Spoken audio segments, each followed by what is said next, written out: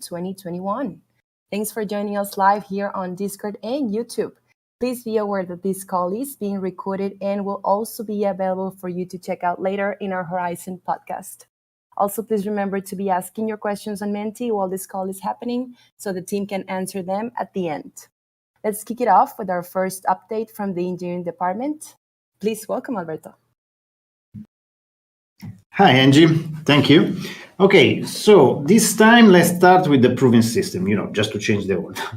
So on the proving system side, we performed the first code review of the proof verifier, where a few changes were requested.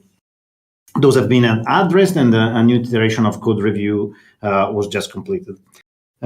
The item is now ready for final code review. And apart from these, we have also done a few final code reviews for the Senju sidechain CryptoLib, which needed to be updated for the new release.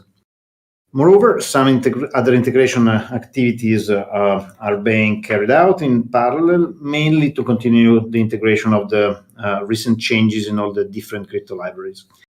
And not related to the developments, but still related to the proving system topic, is the fact that we are also now continuing writing the paper of our new recursive proving system. Okay, that's all for the proving system. Let's switch to Senju, where we were able to perform a lot of final code reviews, and a total of 9 pull requests were approved and merged. In particular, among the different things, we reviewed the sidechain blocks transaction commitment tree implementation, the implementation to allow main chain backward transfers without proof, and the forward transfer minimum amount. We also reviewed the bit vector part, where a couple of changes were requested, and those are being applied right now. So, the next few days, we expect to continue with the final code reviews of the Senju part, including also a few code reviews of fixes for issues that were open on GitHub. And in parallel, we also finished the implementation of the logic of the proof verify integration. And currently, we are writing the related tests. Okay, apart from all the work on both Senju and proving system, we're also working on multiple other things, and one of these is the circuit, where we're already working on the final circuits, and in particular, we are implementing the specific circuit for the SIS sidechain withdrawals. So this is another activity that's proceeding in parallel and that we usually don't mention, but is something that is also going on. And another final update I'm happy to share with you is that the next week we will be presenting at Blockchain UA on the 19th of May in Kiev. The presentation will be about Latus' approach to handle data availability attacks on recursive zk-snark-based sidechains.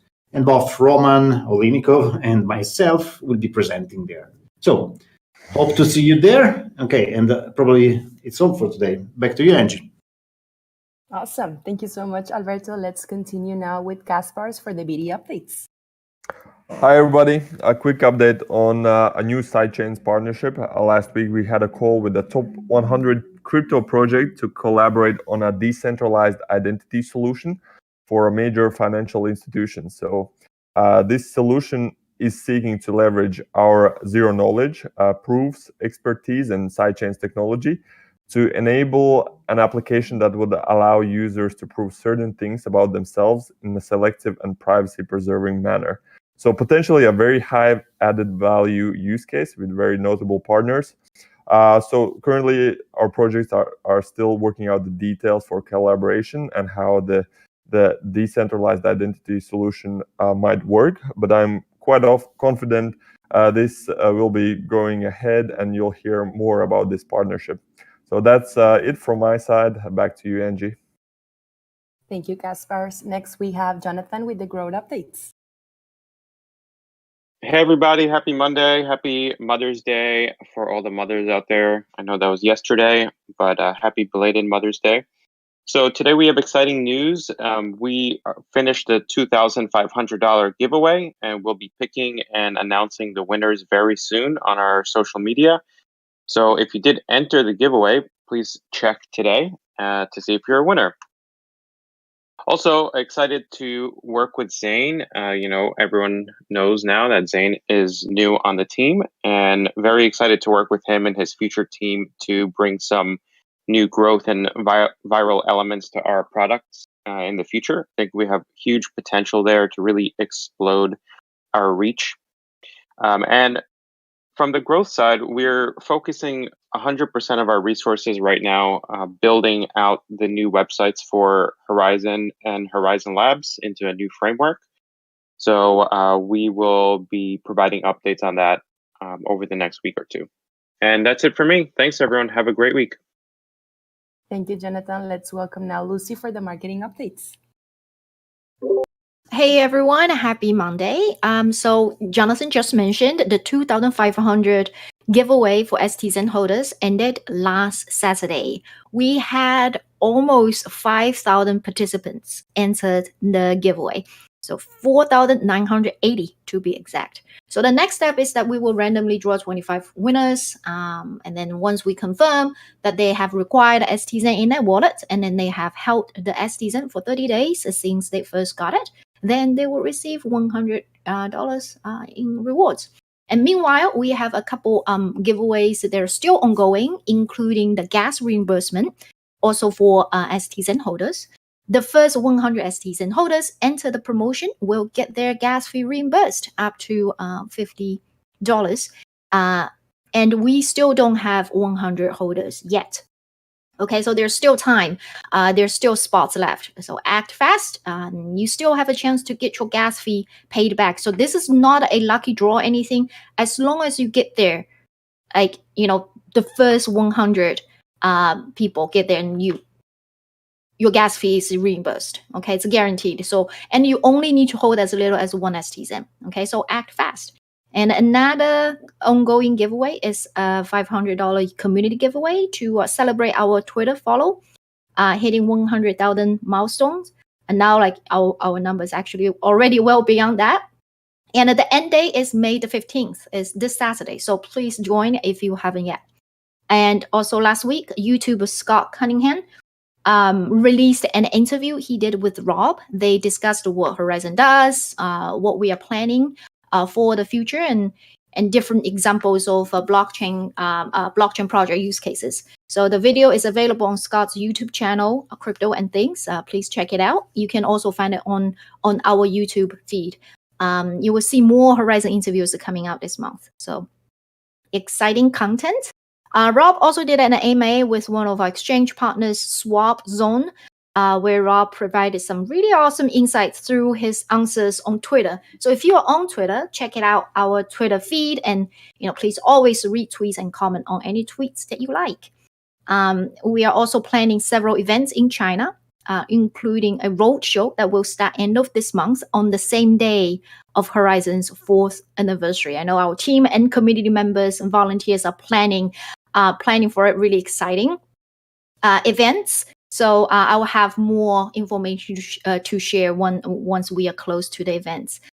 Casper has also mentioned a new sidechain partnerships. We are working on joint announcements of these partnerships. So can't really review much right now, but definitely stay tuned. They're very exciting news.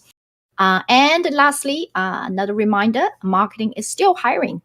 So check it out, career page, and if you think you are the right person and wanted to join the Horizen team, please submit an application. And Erica has some updates about our ambassador program. So floor's yours, Erica. Hey everyone. So last week was super, super busy. As of today, as of a couple of minutes ago, we have received 350 applications to the ambassador program. I am so excited about how overwhelming the amount of people is that want to become evangelists. I'm working through these applications as quickly as possible. So if you have applied and you haven't heard back from me yet, please be patient. I will get to your application soon.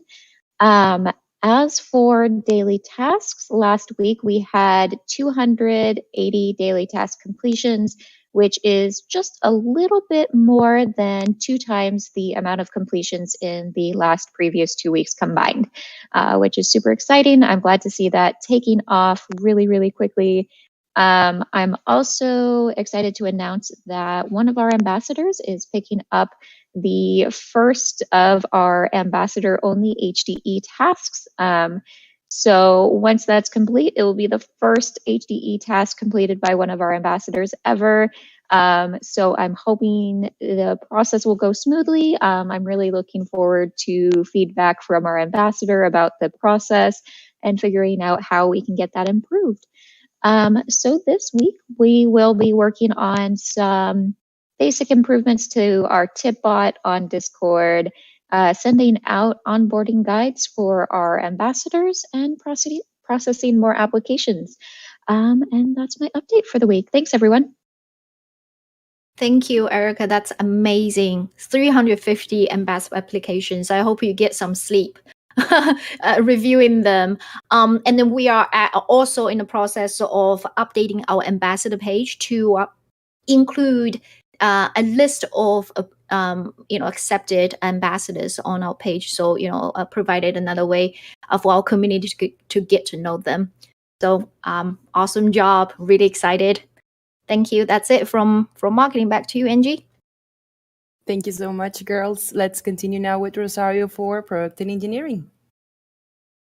Happy Monday, everyone. As we come close to the end of Senju development, we are coordinating the start days with the third-party auditors. For this delivery, we had to divide the code audit into two pieces. So the core blockchain portion, and that's going to be performed by CoinSpect, and then the proof verifier portion, which requires a cryptographic resources, very specialized cryptographic resources, will be performed by another company, a very large cryptographic company, and we will announce that shortly once we sign the MSA and statement of work this week. Just to add some additional efforts that are ongoing, we have an upgrade to the main chain Explorer. And right now, the development is mostly complete. Marco, the developer, has had several architectural discussions with Alberto, and just assessing the performance deltas between the current main chain Explorer and the upgraded main chain Explorer. And so that will be another sub-delivery along with Senju delivery. From a Horizon Labs perspective, we are actively hiring as well, and the process has started in New York City, and we are starting the phase of sourcing candidates. So really happy to have Zane on board to help us with that. I'm also working with the marketing team on branding of the sidechain system. And more information will follow, and that's in conjunction with the messaging for the audit sidechain. Some project updates. We have Celsius managed to sign their Fireblocks message, and this is going to be the broadcasting of transactions to our sidechain with their private key. So we will be they're going to be sending that today, and this is going to be for Bitcoin signatures only. And then Celsius is on track by the end of this week to write their script. And the next step will be to move to testnet. So the move to testnet from our end will have to deliver a Dockerized node, which Luigi has already a solution for. And Luigi has done some performance optimizations for memory, and that is still some final work to be done. But this is going to be just to make it may not be a literal single click node, but close to it. So that is going to be very good for our customers. And and users of our sidechain system. And for Game Chain, we are monitoring closely the game developers' progress. Most of our effort is complete on our end, and we'll just need for the game developer to complete that Unity integration for us to start testing. That is it for now. Thank you, Angie. Thank you, Rosario. Rolf, would you like to add any updates or comments today? Yeah, I've got a couple things. I often find myself working to explain what it is that's different and unique about Horizen and the side chains to other people. And one of the common questions I get back is, well, if this is going to be open source technology, won't other projects just be able to copy it?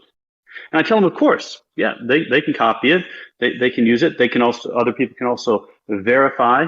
And in fact, if people want to integrate the sidechain technology into their project,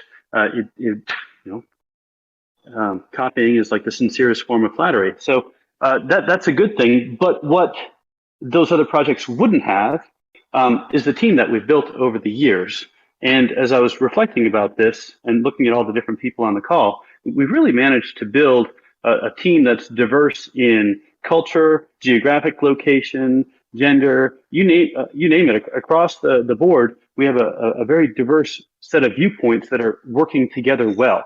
And this lets us avoid having blind spots. That's one of the common things that I see in projects that are trying to accelerate and go fast, is that they have cultural or other types of blind spots. And so it at least helps us minimize that type of activity.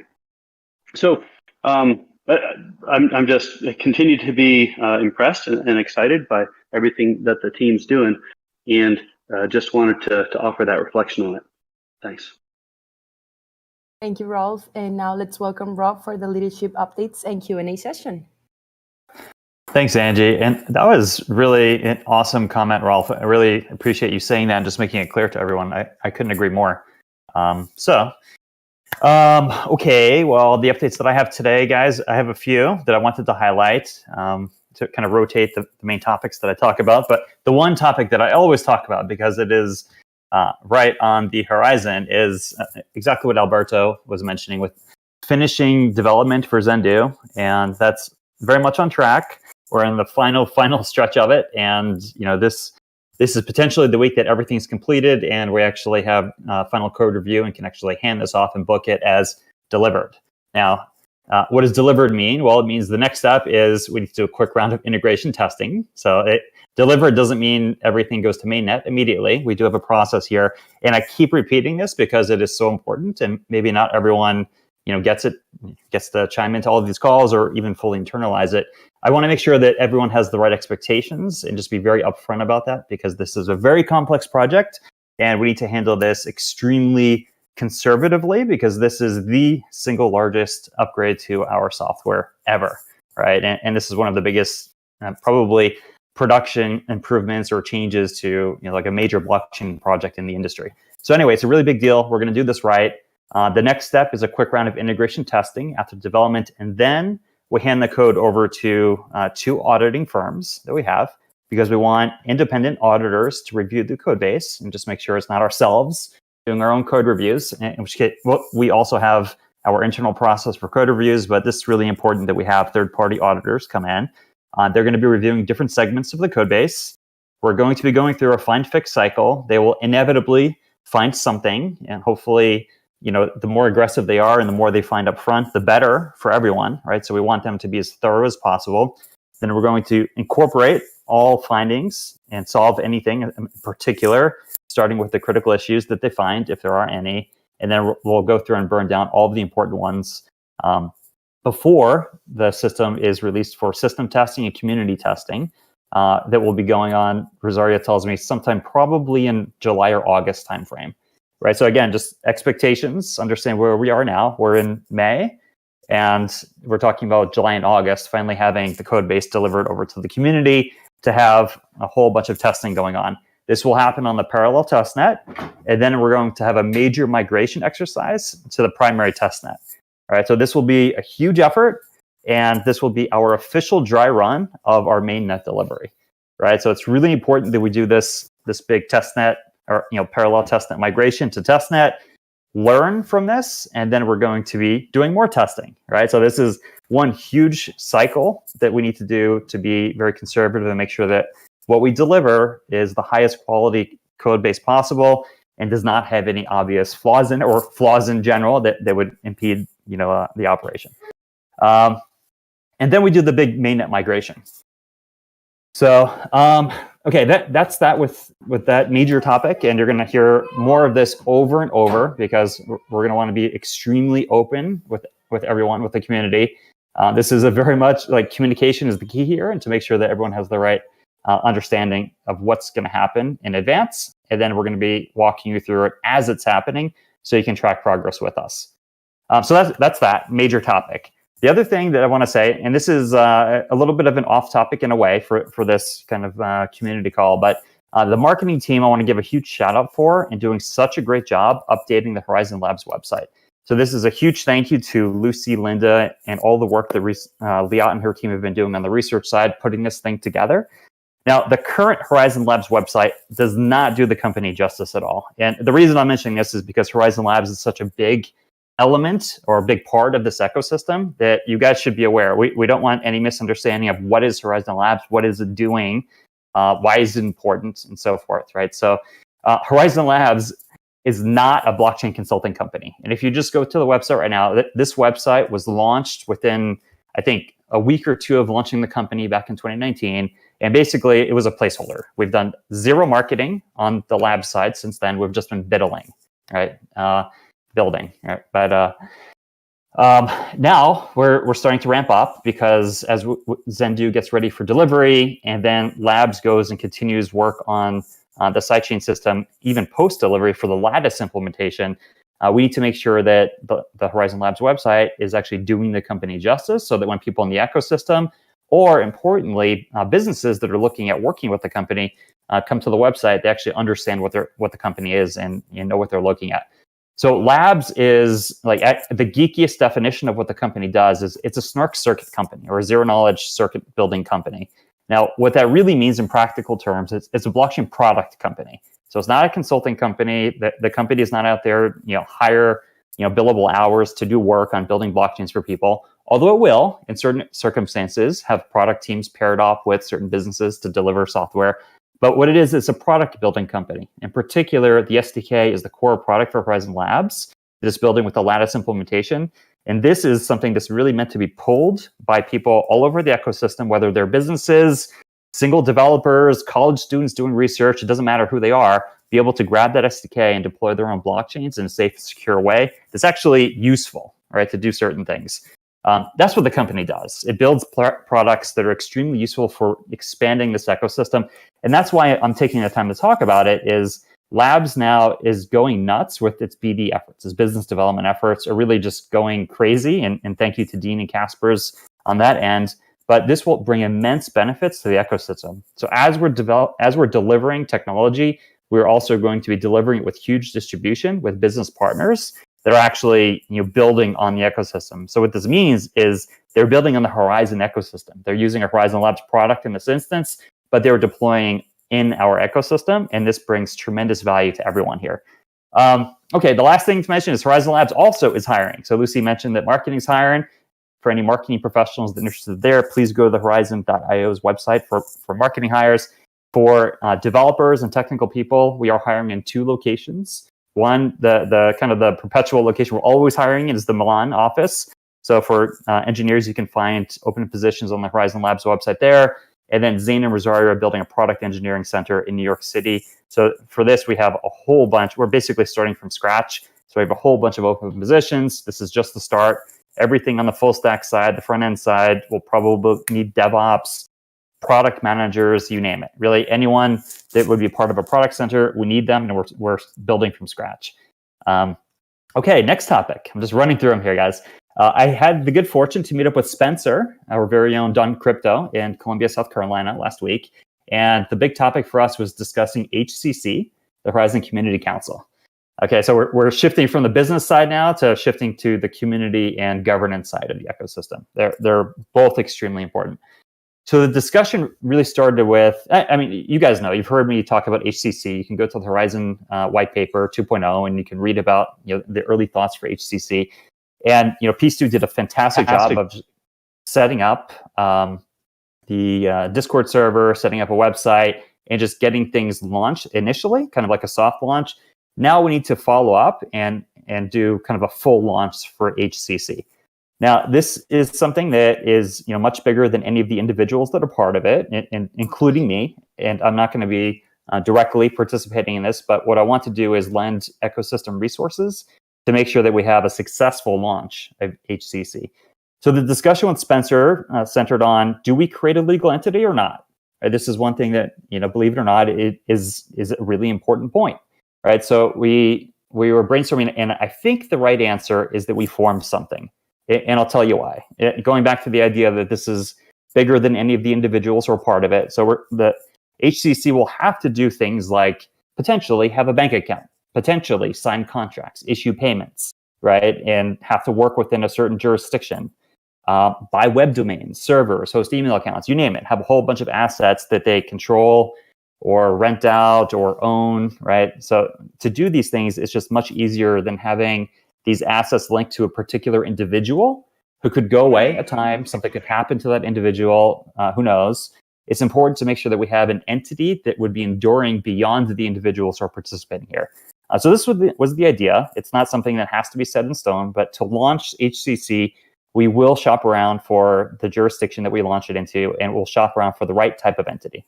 Now, I know that Wyoming has a very interesting DAO legal construct that I'm personally extremely interested in. And I think this probably is at least the right starting point to consider so that we can have a legal entity, but it is something that is structured more realistically towards what we need, which isn't a business entity, but a DAO-like entity. Now, I'm not a lawyer, so I can't tell you if that's exactly the right solution for us, but we're going to be looking into it.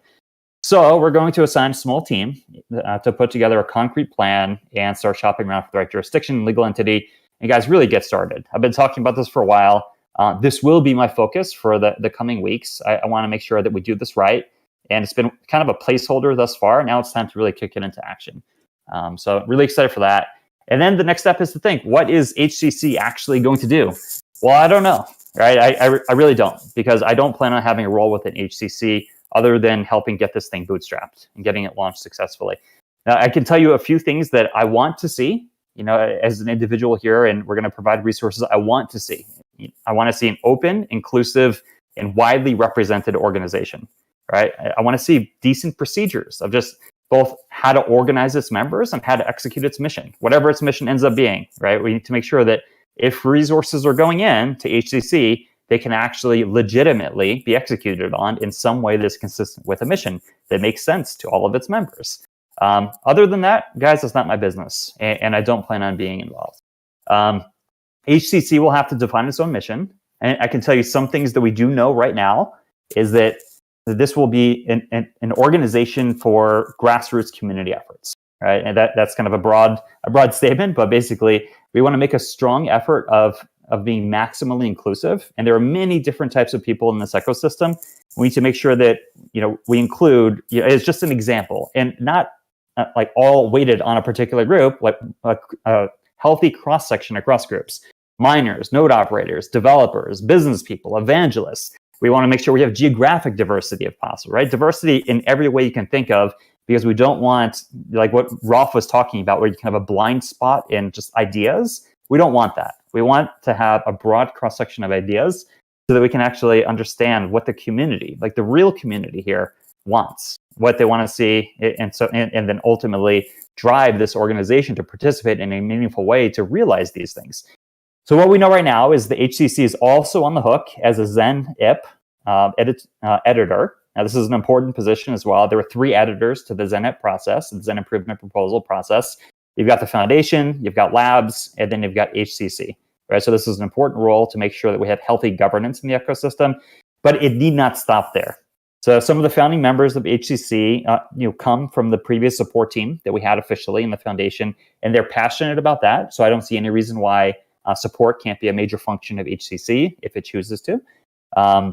maybe HCC commissions research of interest at some point, right? Maybe there's particular research like on mining algorithms or any particular elements of anonymity technology and so forth that might be interesting from across the crypto industry that they want to see in particular. Maybe the HCC has a particular interest in. Maybe they could even commission research. Maybe they could sponsor certain types of product development in areas that it cares about. Some things that I think would be interesting, and I know some of the founding members are interested in, is kind of like grassroots evangelism, like getting merchants onboarded to accepting Zen and just kind of evangelism activities. Maybe this could flow into product development where we can have product improvements on, say, a mobile wallet that actually are geared towards this, that are sponsored by HCC. I'm just making up different ideas, but you get the point here. Is it's completely open, and I want to see this evolve really naturally on its own. So this is all an institution building exercise. Democracies are not made overnight, and the key part is empowering people, but also creating viable institutions that actually channel community sentiment, are broadly inclusive, and act as a major stabilizing force within the ecosystem, right? This is about stability. We want to make sure that we have an ecosystem that is enduring beyond any of us individuals, right? This is something we want to be around for the next 100 years, 500,000 years, right? And that is not going to happen if this is about individual personalities and, we have our, quote, institutions evolve towards particular individuals. We want to make sure that we don't get confused like a lot of fledgling democracies do, where they think that, stakeholder capture is stability. Not at all. We want to make sure that no particular types of stakeholders can capture the system. We will make sure that it's broadly inclusive and it can evolve over time with the realities of community composition evolving over time and just the ecosystem evolving over time. All right, so this will be a big focus of mine over the coming weeks, like I said, and I highly recommend that any and all community members who are interested in this type of grassroots governance in the ecosystem, please join. Please consider joining and participating, even if you just join the HCC Discord server and comment. I mean, that's important so that we can see who's out there, who cares, and what do you want to see in this institution. I'll stop here, guys. We're a little over time. Thank you. Awesome. Thank you for the updates, Rob. And thank you, everyone, for contributing with your questions. So the first one is, we see many components you are working on in the engineering slide. Which ones are for testnet and for mainnet release of Senju? Yeah, Alberto, do you want to chime in here for any of those details? Yes, sure, Rob. Okay, let's say that regarding Senju, everything that will be included in the let me say in the main chain code in the ZenD code base obviously is going through testnet as you described previously, Rob, and then we will have the code audit, and then it will go on mainnet. This will be the process that we have to follow, to do everything in a secure way for not having troubles. For sure, we are also developing other components, and one of the components that I mentioned in the update just some minutes ago is regarding the circuit. So this part and other developments related to the SDK, for example, the decentralized way for creating the snark proofs on the sidechain side that are necessary for providing the final proof at the end of the epoch of the validity of the certificate. This kind of development will not be part of the ZenD core, but is going to be part of the new SDK delivery. And this is something that is proceeding in parallel and is, let me say, disconnected from it. So currently what we are targeting is the delivery of the full support of the Senju protocol in the main chain. The next phases are, let me say, refining and finishing the SDK, providing the full proof for the whole history. But, for example, in the SDK that will be available with this delivery, will be also, let me say, able to speak with the new version of ZenD that is, let me say, supporting the full Senju protocol, but not providing the full proof of the whole history, but just let me say another kind of proof, no? But from the let's say communication perspective, is absolutely in line to the new protocol. Thank you. The second question is, when are we expecting release of Senju? That's a great question. So, yeah, based on obviously consider everything that I said in my discussion on all of the work that goes into this, we still are targeting end of Q3 this year. So this is something that, despite this enormous volume of work that still has to be done on all of the testing and code review and all that and auditing, we're still targeting end of Q3. Okay, and the third and final question is, are new ambassadors signing up? What are the benefits for joining? This could be for Lucy. Oh, I actually thought Erica would be the perfect person to talk about it. Maybe just on a high level, ambassador program is the perfect way, one of the greatest ways to contribute to the project, and with basically any way that would work for you as well, that with your talents and then also your strong suit, and then you can be really flexible with how you want to contribute to the project, and at the same time you will get rewarded by what you contribute. So really, it's a win-win situation. We grow, and then our ambassadors grow as well. And then I'll let Erica talk about some of the other ways that ambassadors or people who would like to join the ambassadors, the benefits that comes with. Sure. So in addition to what Lucy said, becoming an ambassador also opens up a whole new way for you to be incentivized to participate in our ecosystem through HDE tasks. We also open up some special opportunities to do giveaways in your community if you have your own online community, if you're a content creator, stuff like that. We also will be offering some training and event opportunities in the future to our ambassadors who want to do events and stuff like that. But of course, it is a highly variable program just based off of what you want to accomplish as an ambassador. So everybody's opportunities will look a little bit different than other people's.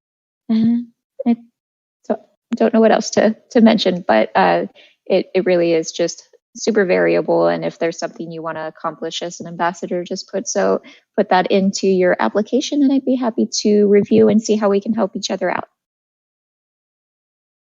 Thank you so much for answering the questions. Those were the top 3, and thank you everyone for joining us here in our weekly Insider. We'll see you all next Monday for the